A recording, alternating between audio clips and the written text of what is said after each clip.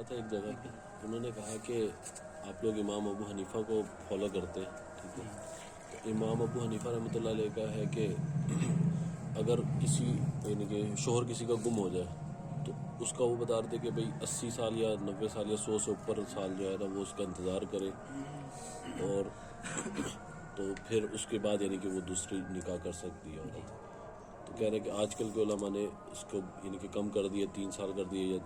2 سال کر دیے، مجھے ایگزیکٹ یاد نہیں۔ تو کیا یہ واقعی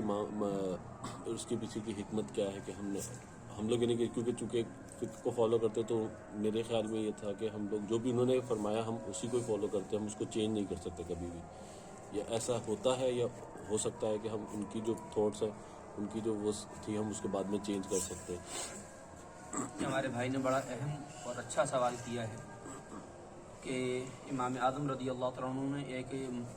مسئلہ ارشاد فرمایا تھا، مفقود الزوج کہلاتا ہے یہ مسئلہ، یعنی اگر کوئی بندہ جو ہے شادی شدہ ہے وہ کہیں گم ہو جائے بالکل، اور اس کے بارے میں کوئی اطلاع نہ ملے کہ وہ کہاں ہے، زندہ بھی ہے کہ فوت ہو گیا، کچھ پتہ نہیں، تو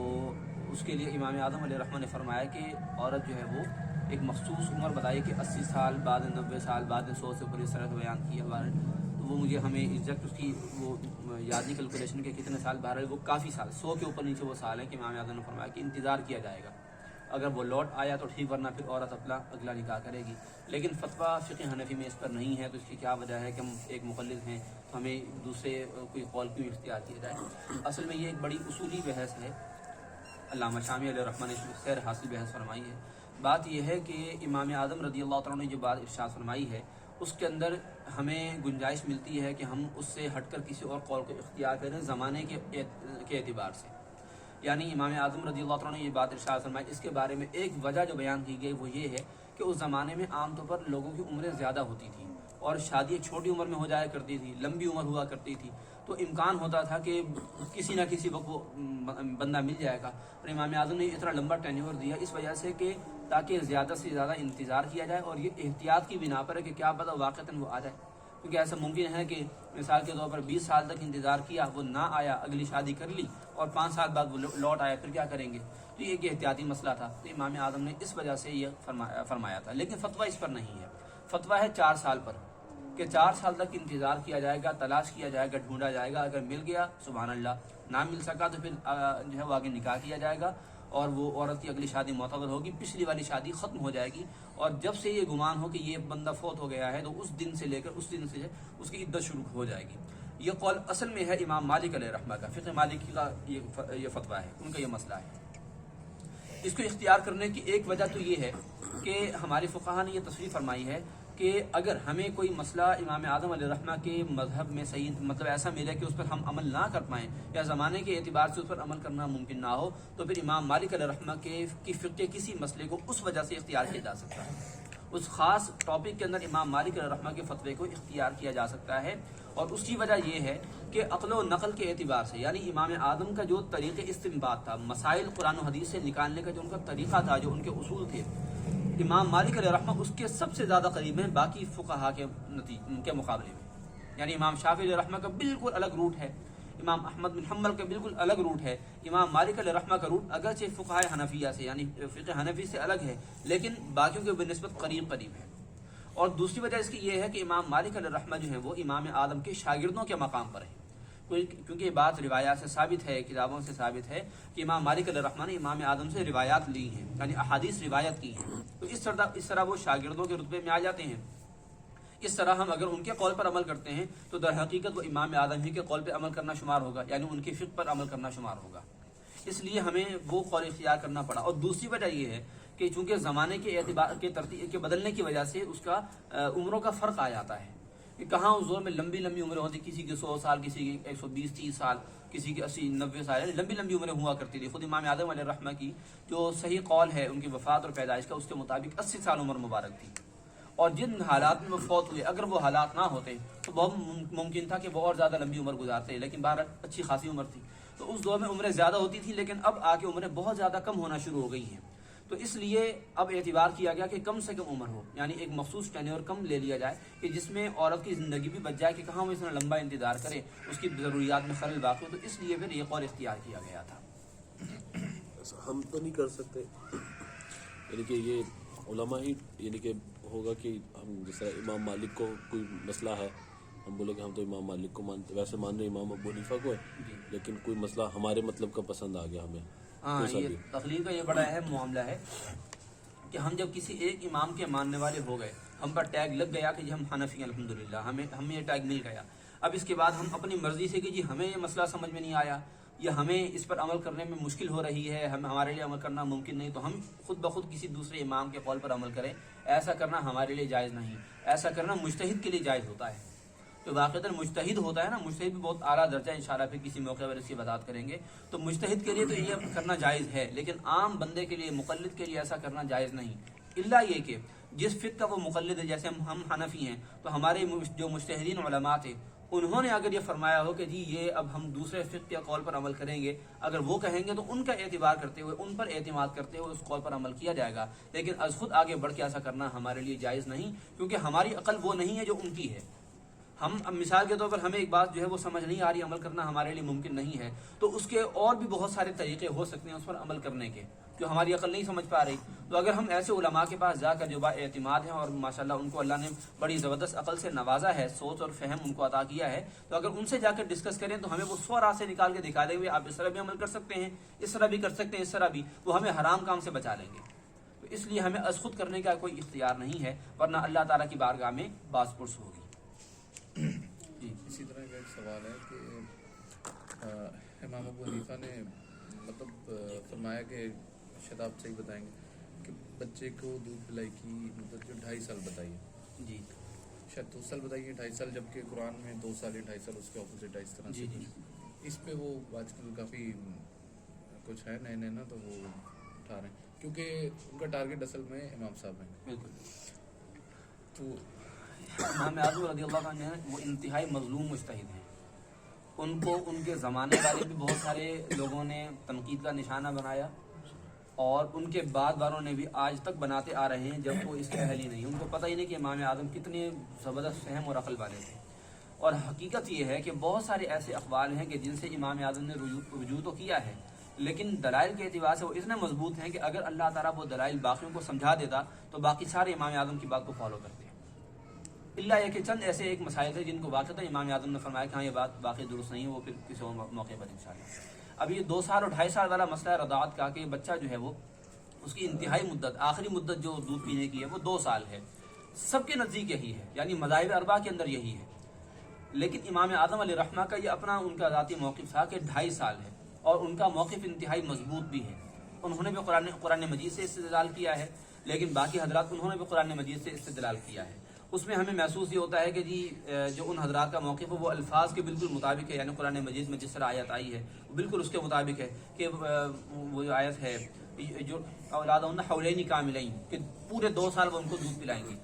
जबकि इमाम आज़म ने एक और जगह वो हमें आयत भूल रही है, तो उसके अंदर 2.5 साल के इस तरह महसूस होता है कि इमाम आज़म ने फरमाया कि 6 महीने उसके पेट में रहने की मुद्दत है और 2 साल उसके पेट से बाहर आने की दूध पीने की मुद्दत है। इमाम आज़म ने उसको बड़े अखली तरीके से उसको बयान किया कि बिफोर हमें वो टेक्निकल बहस है, वो बिफोर याद नहीं है, इंशाल्लाह फिर किसी मौके पर, लेकिन वो दलाइल बहरहाल मजबूत हैं। इमाम आज़म अलैहिर्रहमा फ़िक़्ह हनफी में मुनफरिद हैं कि उनकी ये रिवायत है कि 2.5 साल, और इमाम अबू हनीफा और इमाम अबू यूसुफ और इमाम मोहम्मद अलैहिर्रहमा ये दोनों इमाम आज़म के शागिर्द हैं। इन दोनों का मौक़िफ़ यही था कि 2 साल की उम्र आखिरी है। इसी तरह इमाम शाफ़िई, इमाम मालिक, इमाम अहमद बिन हम्बल सबका ये मौक़िफ़ है कि 2 साल आखिरी है, और उनकी दलील यही है कि कुरान मजीद में वाज़ेह नस आ गई है कि हौलैनी कामिलैन, वल वालिदातु युरदिअना औलादहुन्ना हौलैनी कामिलैन, दूसरे सिबारे में ये बात मौजूद है कि 2 साल, पूरे 2 साल उनको दूध पिलाएंगे।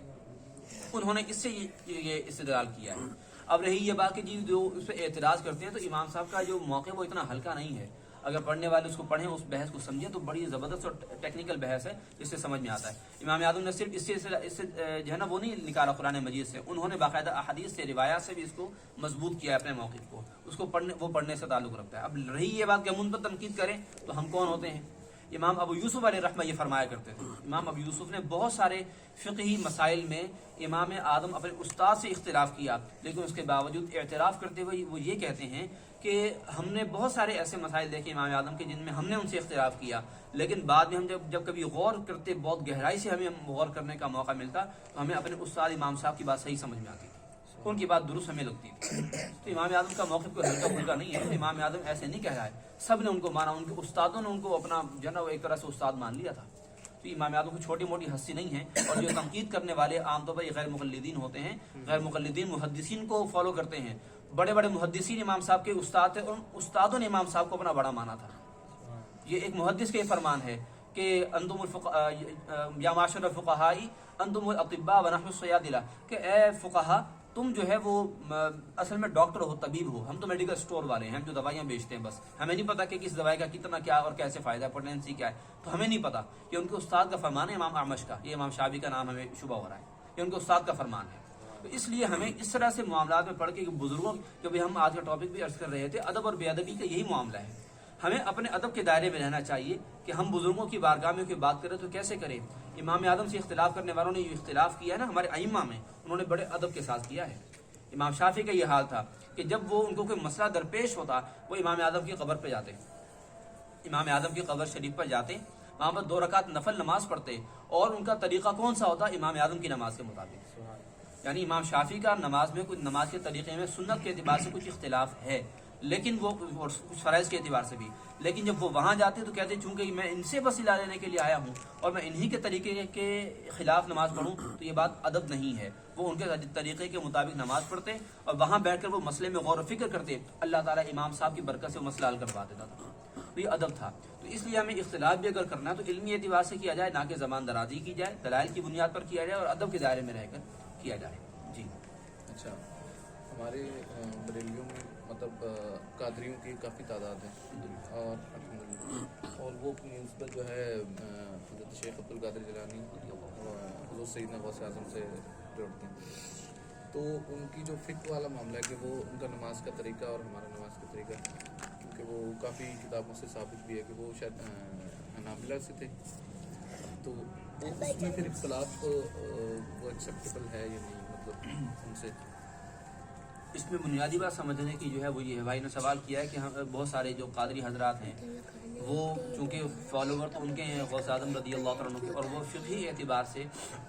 हम्बली थे, और ये बात वाक़ईतन दुरुस्त है। तो जो कादरी हैं वो फिर उनके तरीक़े के मुताबिक नमाज क्यों नहीं पढ़ते। याद रखिए, असल में बात समझने की ये है कि गौस आज़म रज़ी अल्लाह तआला अन्हु से हम रूहानी एतबार से उनके मुक़ल्लिद बनते हैं, फ़िक़ही मसाइल के एतबार से मुक़ल्लिद नहीं बनते। खुद गौस आज़म रज़ी अल्लाह तआला अन्हु जो है फ़तवा 2 फ़िक़्ह के मुताबिक दिया करते थे, फ़िक़्ह शाफ़ी का भी फतवा दिया करते थे और फ़िक़्ह हम्बली का फतवा भी दिया करते थे। अगर बात यही है जैसे हमारे यहाँ आमतौर पर यह समझा जाता है कि हम गौसे आदम के तरीक़े के मुताबिक नमाज़ पढ़ें, तो फिर गौसे आदम लोगों को हम्बली तरीक़े के मुताबिक फतवा क्यों नहीं देते थे, फ़िक़्ह शाफ़ी कभी क्यों देते थे, वो फिर इमाम शाफ़ी के तरीक़े के मुताबिक भी फतवा दिया करते थे। तो ये बात, और इसी तरह बहुत सारे ऐसे हैं, खुद बर्र सग़ीर के अंदर शाह वलीउल्लाह थे। ये जो एतराज़ करने वाले ऐसे लोग होते हैं, ये खुद शाह वलीउल्लाह अलैहि रहमह को मानते हैं, और ख़ुद शाह वलीउल्लाह अलैहि रहमह का मामला यही था कि वो फ़िक़्ह शाफ़िई और फ़िक़्ह हनफ़ी दोनों के मुताबिक फतवा दिया करते थे। तो भी ये यहाँ बात करने वाले वहाँ पे भी बात करें, शाह वलीउल्लाह को अपना बड़ा मानते हैं, गौसे आदम को नहीं मानते, क्यों भाई। तो इसलिए बात समझने की है कि हम जो असल में गौसे आदम रज़ी अल्लाह अन्हु को फॉलो करते हैं, जो भी कादरी हज़रात फॉलो करते हैं, वो दर हकीकत रूहानी मामलात फॉलो करते हैं, जो बातिनी मामलात कहलाते हैं, तसव्वुफ़ के मामलात कहलाते हैं। तो और याद रखिए, तसव्वुफ़ के मामलात के अंदर भी जिस तरह फ़िक़्ह के अंदर मदाहिब है ना, मदाहिब अरबा जिनको हम कहते हैं, इमाम अरबा 4 इमाम, इसी तरह तसव्वुफ़ के अंदर भी बहुत सारे इमाम हैं। दादा साहब अलैहि रहमह ने 12 अफराद लिखे हैं। अवारिफ़ मारिफ़ में शेख शयूख़ अलैहि रहमह ने भी इस तरह कुछ तादाद याद नहीं है, 5 से ज़्यादा 12 कन्फर्म है कि 5 से ज़्यादा उन्होंने शयूख़ लिखे हैं कि जिनके अपने अपने अलग तरीक़े हैं और सब के सब दुरुस्त हैं, किसी को उन्होंने गलत नहीं कहा। फिर आखिर में जाकर उन्होंने कोई क्लासिफिकेशन की है कि ये हमने दुरुस्त तरीक़े वाले बयान किए, अब वो हैं कि जिनका तरीक़ा तसव्वुफ़ के मुताबिक नहीं। तो ये सोचना गलत है, इसको यूँ समझना चाहिए कि ये रूहानियत के अंदर हम इनको फॉलो करते हैं, फ़िक़ही मसाइल में नहीं। जी अहनाफ के यहाँ ये है ना, नमाज में जिस तरह हम सजदे से उठते और सीधा रुको क़याम में खड़े हो जाते हैं, ठीक है। कुछ लोग हैं वो बैठते हैं पहले और फिर खड़े होते हैं, ठीक है। तो मैंने उनकी मतलब सुना कि जो हदीस से, सही हदीस से साबित है कि सरकार सल्लल्लाहु अलैहि वसल्लम बैठते थे और फिर खड़े होते थे। तो इसकी दलील में अहनाफ ये दलील देते हैं कि सरकार सल्लल्लाहु अलैहि वसल्लम की एज का ये फैक्टर था या ये था या वो था, तो वो इसलिए बैठते थे, ये तो हम पे लागू नहीं होती, इसलिए हम डायरेक्ट खड़े होंगे। इसमें उस पर थोड़ी सी रोशनी डालें। ان سب باتوں کا جواب جو ہم پہلے بھی ایک مرتبہ عرض کر چکے ہیں وہ یہی ہے کہ یہ طریقہ، یہ بہت سارے طریقے ایسے تھے نماز کے جو آپ علیہ الصلوۃ والسلام نے موقع بموقع اختیار فرمائے، لیکن آخر میں آپ علیہ الصلوۃ والسلام نے تمام طریقوں کو چھوڑ دیا تھا، ترک فرما دیا تھا۔ اور اس کی دلیل حضرت عبداللہ بن مسعود رضی اللہ عنہ کی حدیث ہے، ان کا فرمان ہے کہ جو آخری آپ علیہ الصلوۃ والسلام کا عمل تھا وہ ترک رفع یدین تھا اور دیگر اس طرح کے معاملات، یعنی انہوں نے پھر لوگوں کو نماز پڑھ کے بھی دکھائی، تو اس کے اندر کوئی ایسا ہمیں موقع، اس میں ہمیں کوئی ایسا جو ہے نا نہیں ملتا فعل کہ جی اس طرح بیٹھے ہوں پھر کھڑے ہوئے، اس لیے یہ ساری چیزیں منسوخ ہیں۔ اچھا، اب رہی بات یہ کہ اگر کوئی بندہ یہ کام کر لے تو اس کی نماز کا کیا حکم ہے؟ نماز اس کی ہو جائے گی لیکن خلاف سنت شمار ہوگی، کیونکہ سنت اب آخر میں جو مقرر ہو چکی تھی وہ یہی تھی کہ آپ علیہ الصلوۃ والسلام نے وہ سارے معاملات، وہ سارے افعال ترک فرما دیے تھے، اور جو چیز آپ علیہ الصلوۃ والسلام نے ترک کر دی تو پھر ہم کون ہوتے ہیں اس کو جاری و ساری رکھنے والے؟ رہی بات یہ کہ امام شافعی رحمہ ان چیزوں کو اگر فالو کرتے ہیں، بہت سارے ایسے معاملات جو آپ علیہ السلام نے ترک کر دیے تھے ہمارے اعتبار سے، یعنی فقہ حنفی کے اعتبار سے، امام شافعی کیوں کرتے ہیں؟ امام شافعی مجتہد تھے، مجتہد کو اجتہاد کرنے کا حق ہے، وہ اپنے اعتبار سے جو باتیں فرمائیں گے وہ ان کو پھر اللہ کا معاملہ ہے، لوگوں نے ان پہ اعتماد کیا، وہ پھر اللہ تعالیٰ ان کے واسطے سے ان کے ساتھ معاملہ فرمائے گا، لیکن جو مجتہد نہیں ہے تو پھر اس کو یہ اختیار ہرگز نہیں ہوتا کہ وہ اس طرح کے معاملات میں بحث و تمحیص کرے۔ یہ حدیث پڑھنا اور ہے، حدیث کو سمجھنا اور ہے۔ امام اعظم اور دیگر ائمہ کا فرق یہی تھا کہ امام اعظم حدیث کو سمجھا کرتے تھے، باقی حضرات حدیث کو صرف پڑھا کرتے تھے، اس لیے امام اعظم کے جو ماننے والے ہیں وہ تمام مسلمانوں میں 2/3 ہیں، باقی تمام ماننے والے 1/3 میں سمٹ جاتے ہیں، یہی وجہ ہے۔ جی اچھا، کچھ لوگ یوں کرتے ہیں کہ دو سجدوں کے درمیان جو ہے مطلب وقفہ لمبا کر کے درمیان کچھ پڑھ بھی ہوتے ہیں، تو ان کے بارے میں ان کی نماز ہو رہی ہے؟ ہاں، یہ بھائی نے سوال کیا کہ 2 سجدوں کے درمیان بیٹھ کر پڑھنا، یہ اصل میں درست تو ہے، جائز تو ہے، لیکن یہ نوافل میں اور سنتوں میں کرنا چاہیے، فرائض میں نہیں کرنا چاہیے۔ یہ کیا جا سکتا ہے، اور یہ اس طرح کی جو اوراد ہوتے ہیں، کچھ اس میں ہوتے ہیں کلمات ہوتے ہیں پڑھنے والے، وہ ثابت تو ہیں، لیکن ان کو سنتوں میں اور نفل میں کرنا چاہیے، فرائض میں ان کو نہیں پڑھنا چاہیے۔ بہرحال نماز اس سے ہو جاتی ہے، نماز پر اس سے کوئی فرق نہیں پڑتا۔ اور کوئی سوال؟ فرض نماز میں اگر کوئی رکعت چھوٹ جائے، جی آخر میں جب امام سلام کرتا ہے، سلام پھیرتے ہیں، جی تو اگر آپ نے ایک سلام پھیر لیا، آپ کو یاد آ گئی کہ میری ایک رکعت چھوٹ گئی ہے، دوسرے سلام پہ آپ کھڑے ہو کر نماز پڑھ سکتے ہیں ایک رکعت؟ امام کے لیے پوچھ رہے ہیں، پیچھے مقتدی پیچھے مقتدی جو ہے، مقتدی نے اگر سلام پھیر دیا؟ نہیں، جیسے امام صاحب نے سلام پھیرا، میری ایک رکعت چھوٹ گئی تھی، اچھا، تو میں نے ایک سائڈ پہ سلام پھیر لیا، ہاں۔ مجھے یاد آ گیا کہ یار میری ایک رکعت رہ گئی ہے، دوسرے بالکل سلام پھیرنے پہ میں کھڑا ہو گیا۔ بالکل ٹھیک ہے، یہ مسئلہ ہم پہلے بیان کر چکے، آپ شاید اس موقع پر نہیں تھے، تو اس کا یہ ہوتا ہے کہ اگر ہم نے سلام پھیر دیا ایک طرف چاہے دونوں طرف، لیکن ہم نے اپنا رخ تبدیل نہیں کیا اور نہ ہی ہم نے نماز سے ہٹ کر کوئی اور کام کیا ہے، یا ہم نے کوئی کلمات یعنی جیسے تسبیحات پڑھی جاتی ہیں وہ نہیں کی، یا ہم نے کوئی دنیاوی بات نہیں کی، لوگوں سے کوئی سلام کلام نہیں کیا، اگر ہم بیٹھے اور اچانک خیال آ گیا اور فوراً کھڑے ہو جائیں تو نماز ہماری صحیح رہے گی، چاہے ایک طرف سلام پھیرا ہو چاہے دونوں طرف پھیر دیا ہو، لیکن ہم نے اپنا رخ تبدیل نہیں کیا۔ اور رخ جو ہے یعنی جو اصل میں نماز میں شمار ہوتا ہے وہ سینے تک کا ہے، سر سے لے کے سینے تک، اگر اتنا حصہ پورا نہیں پھیرا گیا، قبلے سے ہٹایا نہیں گیا، تو تب تک بندہ وہ نماز میں ہے، فوراً کھڑا ہو جائے، اپنی نماز پوری کر سکتا ہے۔ اور اگر خدا نخواستہ اس نے رخ بھی ادھر ادھر کر لیا یا اس نے کوئی بات چیت کر لی، پھر اس کی نماز ختم ہو جائے گی، یعنی باطل ہو جائے گی، اور نئے سرے سے پوری نماز پڑھے گا۔ اس میں سجدہ سب کرنا پڑے گا کہ نہیں، جو دوبارہ نئے سرے سے نماز پڑھ رہے ہیں تو اس میں نہیں کرنا پڑے گا، لیکن اگر جو اس طرح کھڑے ہو کر انہوں نے کیا تو اس میں سجدہ صاحب کرنا ہوگا۔ اور کوئی بھائی سوال کرنا چاہیں، کچھ پوچھیں؟ ٹھیک ہے جی، ہم آتا ہوں۔